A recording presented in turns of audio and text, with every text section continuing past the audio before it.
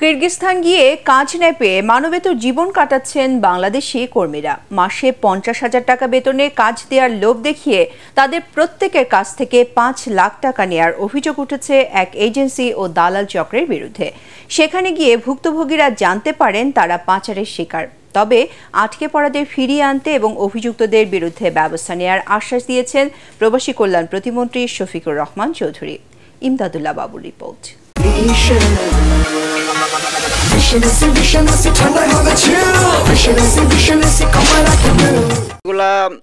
এমন মনে হচ্ছে যে পাথর ছিঁড়ে খাচ্ছি আমরা।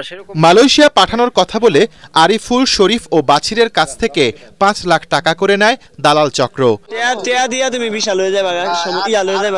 বলা হয় গার্মেন্টস এবং কারখানায় মাসে 50,000 টাকা বেতনের কাজ দেয়া হবে, কিন্তু তা না করে তাদের হঠাৎ পাঠানো হয় মধ্য এশিয়ার দেশ কিরগিজস্তানে। এখানে তাদের একটি হোটেলে রেখে কারখানায় কাজে পাঠানো হবে বলে জানায় দালাল চক্র। তবে হাতে টাকা ফুরিয়ে যাওয়ায় হোটেল ভাড়া বহন করতে পারেন না কর্মীরা, ফলে সেখান থেকে বের করে দেওয়া হয় তাদের। পরে থাকা খাওয়ার চুক্তিতে এই স্ট্রবেরি বাগানে ক্ষেত মজুর হিসেবে কাজ জোগাড় করেন আরিফুল, শরীফ ও বাছির।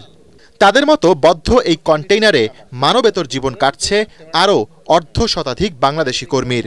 বেতন চাইলে করা হয় নির্যাতন, দালালকে কর্মস্থলে পাঠানোর তাগিদ দিলে কর্মীদের দেয়া হয় হত্যার হুমকি।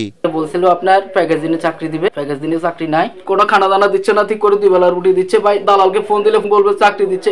আমাদেরকে সারাদিন মারধরের ভিতর রাখছে, মারধর করে আমাদের বাড়িতে ফোন দিয়ে বলতেছে টাকা পয়সা পাঠানোর জন্য। ভাই 5 লাখ টাকা দিয়েছি, জমি জায়গা বিক্রি করে আইছি, কেউ সুদের উপর টাকা নিয়ে আইছে, হাত দিনা করে আইছে, কিন্তু ভাই আমাদের কোনো পরিস্থিতি নেই, এখন আমরা সবাই বিপদে। দালালের নাম হইছে আক্তার আর নাসিম দালাল। আর আপনাদের দালালের নাম কি ভাই? ভাই দালালের নাম হইছে মাসুদ জহির।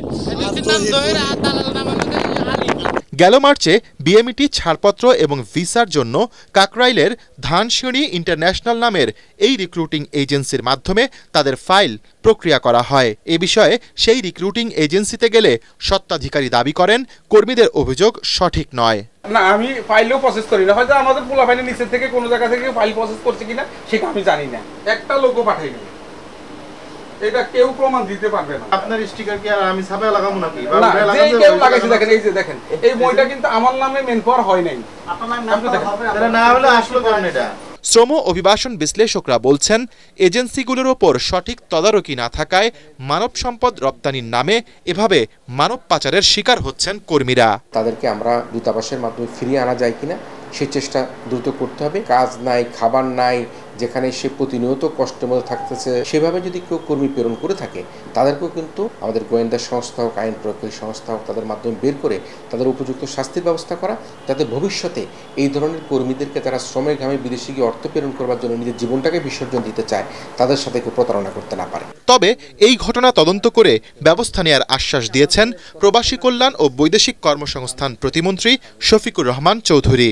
অ্যাম্বাসেডরকে বলছি সেখানকার অবস্থা জানার জন্য এবং সেই ব্যাপারে কী পদক্ষেপ নিলে ভালো হয়, তাদেরকে আনা বা তাদেরকে অন্য জায়গায় স্থানান্তরিত করা, সেই ব্যাপারে আমাদের যোগাযোগ আছে। খারাপ পাঠাইছে, খাদের মাধ্যমে গিয়েছে, সেই সমস্ত জিনিস আমরা তদন্ত করতেছি এবং তদন্ত করে যাদেরকে পাওয়া যাবে তাদের বিরুদ্ধে আইনানুগ ব্যবস্থা নেওয়া হবে। এমন ঘটনা এড়াতে জেনে বুঝে কর্মীদের বিদেশে কাজে যাওয়ার অনুরোধ করেন প্রবাসী কল্যাণ প্রতিমন্ত্রী।